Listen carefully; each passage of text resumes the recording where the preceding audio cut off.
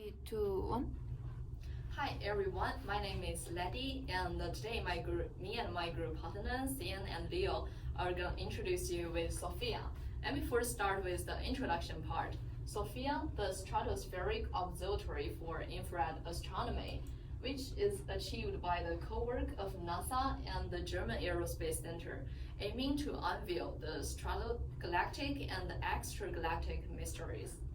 And it is also called the Flying Observatory, as it is a combination between the modified Boeing 747 SP aircraft and the Cassegrain reflecting type infrared telescope, which is of 17 tons and 2.5 meters. Speaking of its history, the conception of project of SOFIA first came out in the late 1996, followed by the integration of the telescope and the structural advanced aircraft.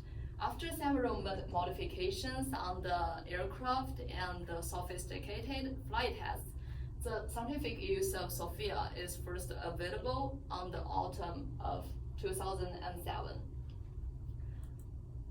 Okay, here comes the blazing part, the location of the SOFIA.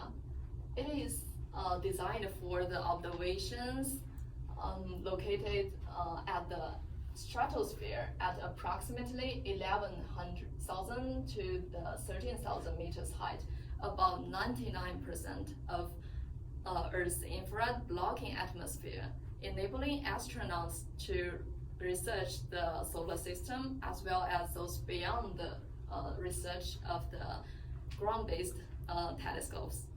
The flexible design on the mobility of SOFIA makes it possible for researchers to achieve almost everywhere around the world, especially for transient events happening over ocean and are not accessible for the ground-based telescopes. Okay, let's then catch up with the design of SOFIA. So I will talk about the design of SOFIA. First of all, SOFIA is a telescope in an aircraft. So because of this feature, it is too convenient to change instruments that is needed for observing next targets. And there are some stations for scientists, and there are cameras and polarimeters and spectrometers as well. And SOFIA uses mirrors as well to concentrate light like other telescopes. And the light that SOFIA uses for observing is infrared light. Many things in the universe produce infrared light, and infrared light can pass through celestial clouds. So that's why SOFIA uses infrared light. And SOFIA uses all types of infrared, which is near infrared, mid infrared, and far infrared. Types of infrared can be changed every time according to targets to observe at that time. And these are images using visible light, and these are images using infrared light. And then I will talk about data collection and image processing of SOFIA. First of all, SOFIA is in an aircraft, so it can bring data to the land without the process to be sent. And then images are formed by mirrors.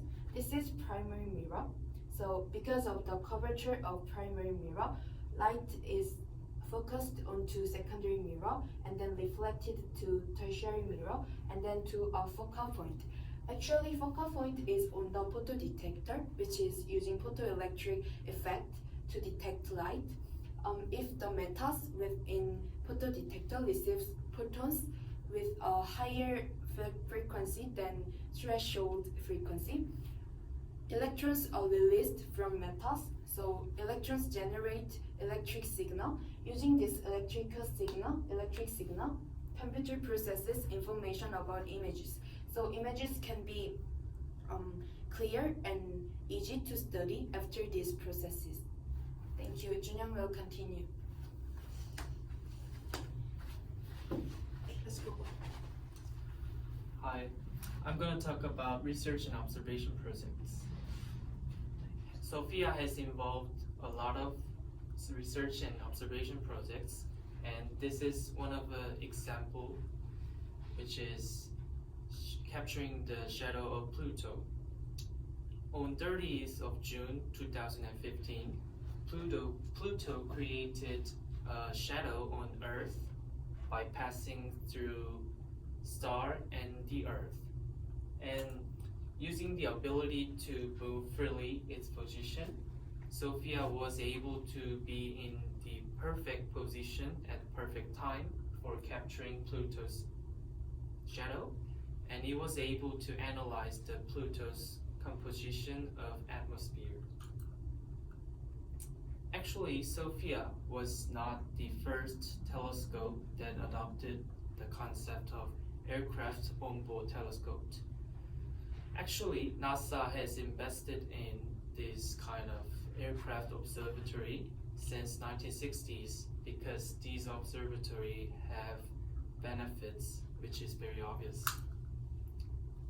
First, in stratosphere, which they usually operate, there are few water molecules that disturbing the observation because water molecules absorbs infrared radiation. So SOFIA is able to observe clear image.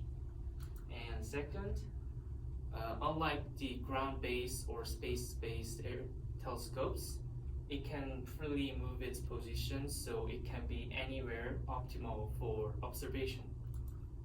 And last, it is easy to be replaced and receive maintenance and upgraded equipment.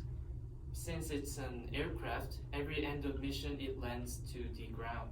So it is much easier than space telescopes to replace equipment such as liquid helium used to cool down the photodetectors.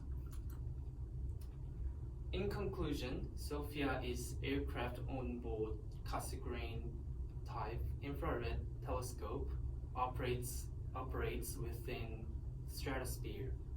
With its high flexibility and mobility, SOFIA has successfully and cost-effectively conducted many research programs and observation programs. That was our presentation. Thank you.